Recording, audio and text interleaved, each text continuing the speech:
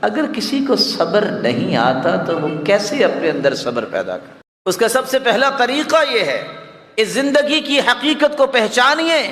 الدنیا سجن المؤمن وجنت الکافر، یہ دنیا مومن کا جیل خانہ ہے اور کافر کے لیے جنت ہے۔ اگر کوئی شخص جیل میں چلا جائے، اس کا کمرہ بھی اچھا بنوا دیا جائے، فرنشڈ ہو، اس میں ہر ضرورت کی چیز بھی موجود ہو، ہے تو جیل، آزادی تو نہیں ہے اسے، ایک نہیں دسیوں محرومیاں اسے محسوس تو ہوتی ہے نا۔ مومن کے لیے دنیا جیل ہے، اس لیے تکلیفیں برداشت کرنے سے اجر ملنے ہیں۔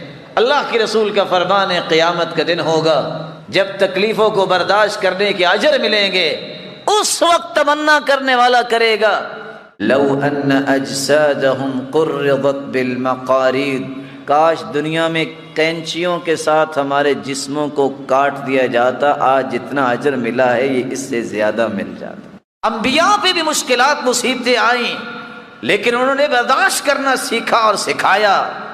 آج ہمیں بھی زندگی کے اس حقیقت کو پہچاننا چاہیے، اسے اگنور نہیں کرنا چاہیے۔ کبھی دل میں یہ سوچ نہ لایا کرے کہ دنیا میں کوئی تکلیف نہیں ہوگی، یہ دنیا ہی نہیں۔ پھر اگر دنیا میں بھی کوئی تکلیف نہ ہو تو جنت کی کوئی خواہش کرے گا؟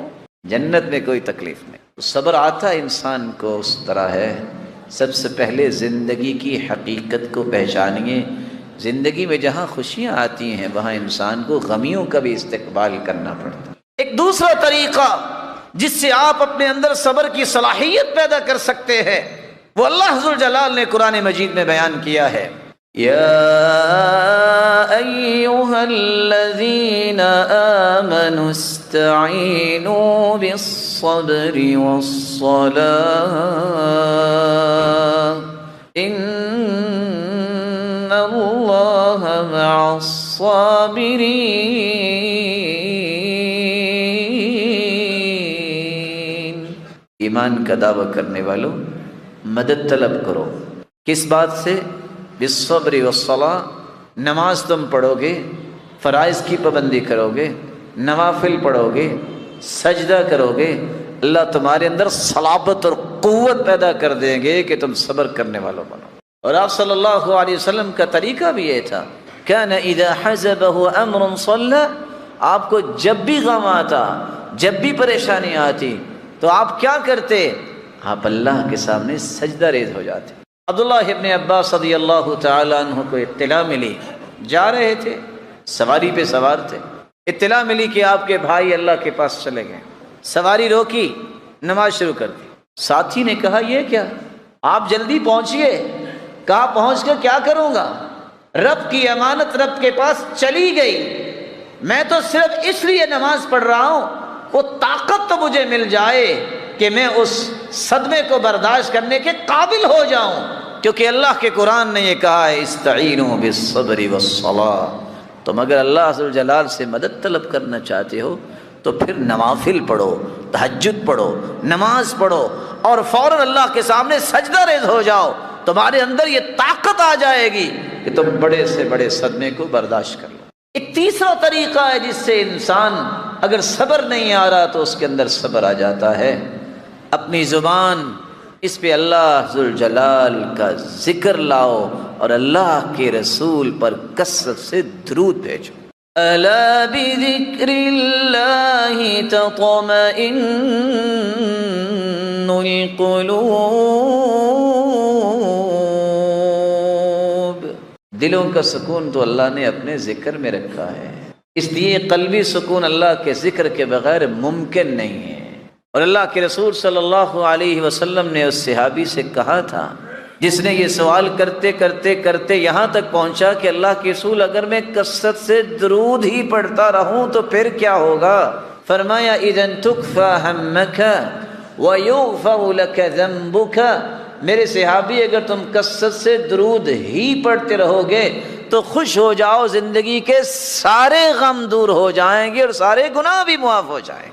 تو صبر کرنے کا تیسرا طریقہ یہ ہے، اللہ کے ذکر کو اپنی زبان پہ لائیے اور اللہ کے رسول پر درود بھیجنے کو اپنا معمول بنا لیجیے۔ ایک صبر کرنے کا چوتھا طریقہ بھی ہے، وَكُلًّا نقص عليك من أنباء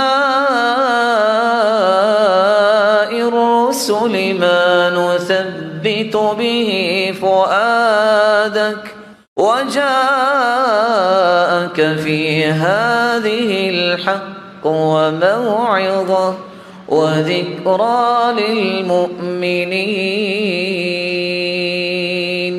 انبیاء کے قصے پڑھیے، صحابہ کرام کی زندگیوں کو پڑھیے، سمجھ آئے گی کہ کیسے اللہ نے ان کو قوت دی، کیسے انہوں نے صبر کیے، کس طرح انہوں نے زندگی کے معاملات کو چلایا۔ آپ کے اندر صبر آئے گا۔ ایک پانچواں طریقہ بھی ہے جس سے آپ اپنے اندر صبر کی صلاحیت پیدا کر سکتے ہیں۔ رسول اللہ صلی اللہ علیہ وآلہ وسلم نے کچھ دعائیں بتائی ہیں، یہ دعائیں اپنا معمول بنائیے۔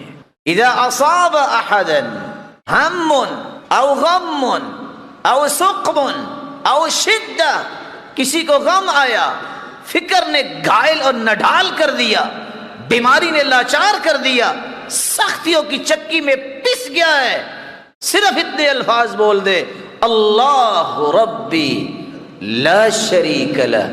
اتنے الفاظ بولنے سے اللہ اتنا راضی ہوتے ہیں کہ غم بھی، ہم بھی، اور سختیاں بھی اور بیماریوں کو بھی اللہ دور کر دیتے۔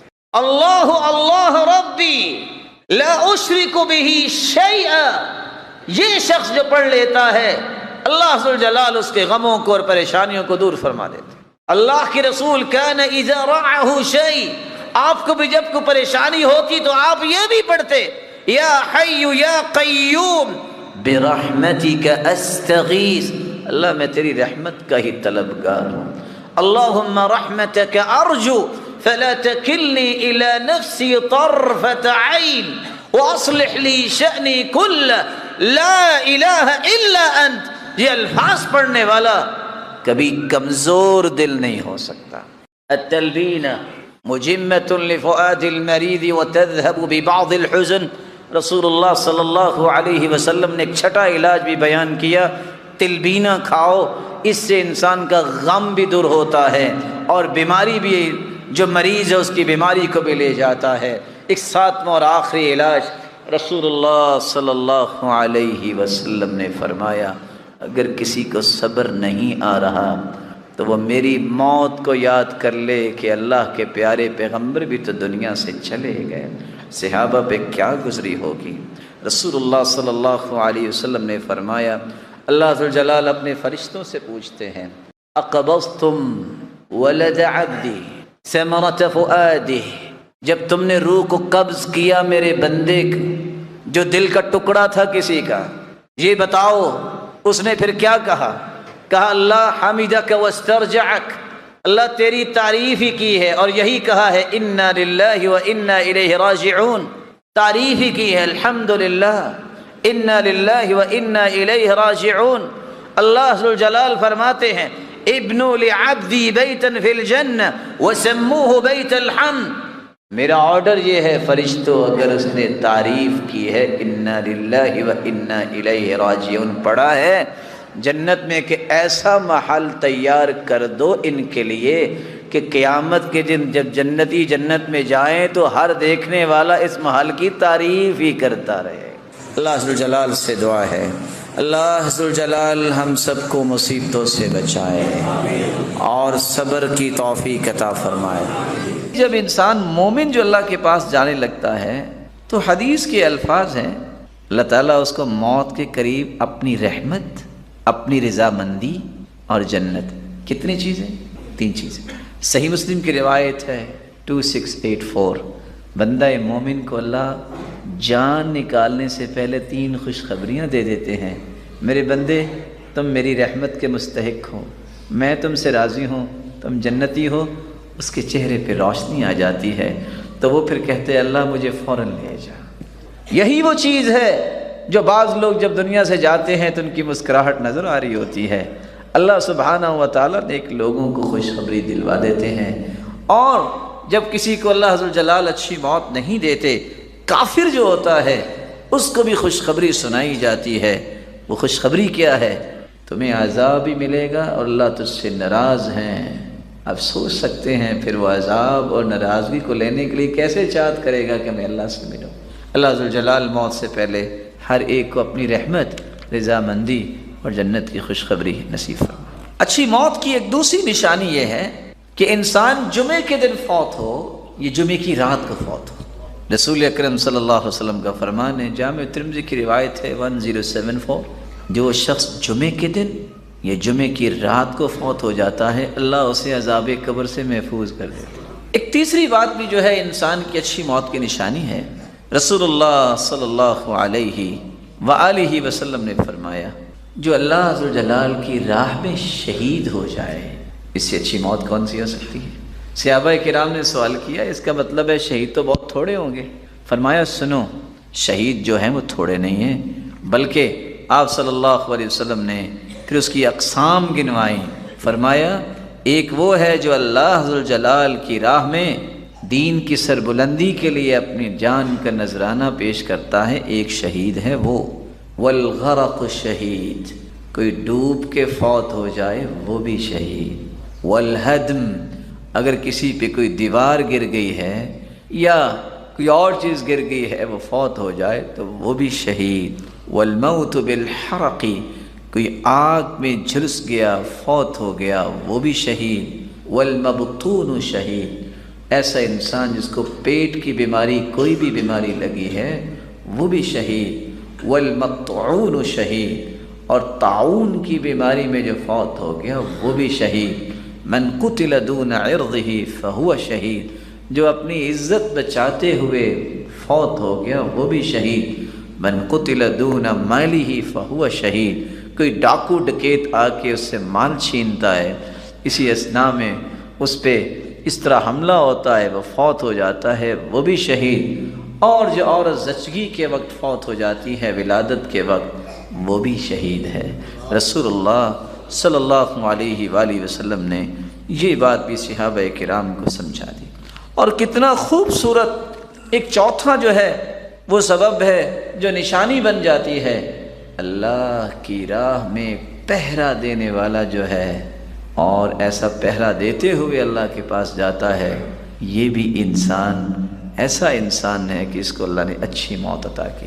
اور کس قدر خوبصورت پانچویں ایک نشانی ہے، بندہ توحید والا ہے، حلال مال کے ساتھ حج کرنے گیا، عمرہ کرنے گیا اور احرام کی حالت میں فوت ہو گیا۔ رسول اللہ صلی اللہ علیہ وسلم نے ایک چھٹی بات بھی سمجھائی کہ مومن کی اچھی موت کی ایک نشانی یہ ہے، موت المؤمن بعرق الجبین۔